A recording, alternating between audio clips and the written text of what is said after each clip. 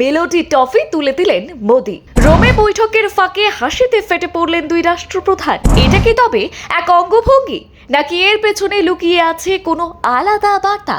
Melody toffee ঘিরে ফের চর্চায় মোদি মেলোনি। ভাইরাল ভিডিওতে হাসির মুহূর্ত।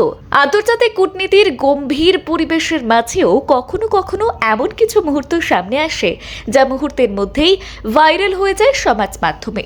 এবার ঠিক তেমনই এক ভিডিও ঘিরে নতুন করে চর্চায় উঠে এলেন ভারতের প্রধানমন্ত্রী নরেন্দ্র মোদি এবং ইতালির প্রধানমন্ত্রী জর্জিয়া মেলোনি।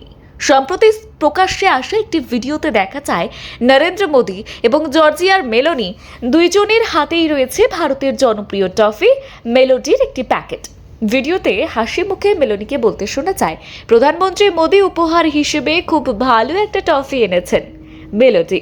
এরপর দুজনেই হেসে ওঠেন। তাদের সেই স্বতঃস্ফূর্ত মুহূর্তই এখন ভাইরাল নেট দুনিয়ায়।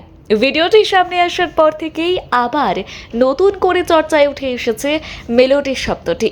আসলে এর পেছনে রয়েছে দীর্ঘদিনের এক social media trend. Narendra Modi এবং জর্জিয়া মেলোনির নাম মিলিয়ে বহুদিন ধরেই নেট মাধ্যমে মেলোডি নামে নানা মিম, পোস্ট এবং রসিকতা তৈরি হয়ে আসছে। বিভিন্ন রাজনৈতিক এবং আন্তর্জাতিক সম্মেলন থেকে শুরু করে G20 বৈঠক কিংবা কূটনৈতিক অনুষ্ঠানে তাদের একসঙ্গে দেখা গেলেই সেই ছবি বা ভিডিও মুহূর্তের মধ্যেই ভাইরাল হয়ে যায়। অনেকেই মজার ছলে তাদের জুটিকে মেলোডি নামেই ডাকেন। এই নতুন ভিডিও সেই পুরনো ট্রেন্ডকেই যেন আরও একবার উস্কে দিল। নেটিজেনদের একাংশের মতে কূটনৈতিক সম্পর্কের বাইরেও দুই রাষ্ট্রনেতার সহজ এবং বন্ধুত্বপূর্ণ ব্যবহার সাধারণ মানুষের কাছে বেশ আকর্ষণীয় হয়ে উঠেছে। তাই তাদের একসঙ্গে দেখা গেলেই তা নিয়ে আলাদা আগ্রহ তৈরি হয়। অন্যদিকে এই ভিডিওর সূত্র ধরে আবার আলোচনায় উঠে এসেছে ভারতের পুরো বহু জনপ্রিয় টফি মেলোডি। 1983 সালে বাজারে আসে এই টফি। বাইরের নরম চিবোনো ক্যারামেল এবং ভেতরে চকলেটের পুর এই অনন্য স্বাদের জন্য খুব অল্প সময়ের মধ্যেই জনপ্রিয় হয়ে ওঠে মেলোডি।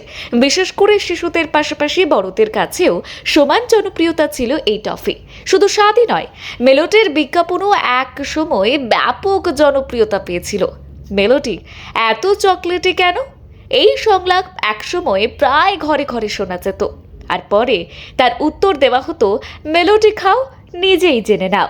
সেই বিজ্ঞাপন আজও বহু মানুষের নস্টালজিয়ার অংশ। ব্যুরো রিপোর্ট, গলসি বার্তা।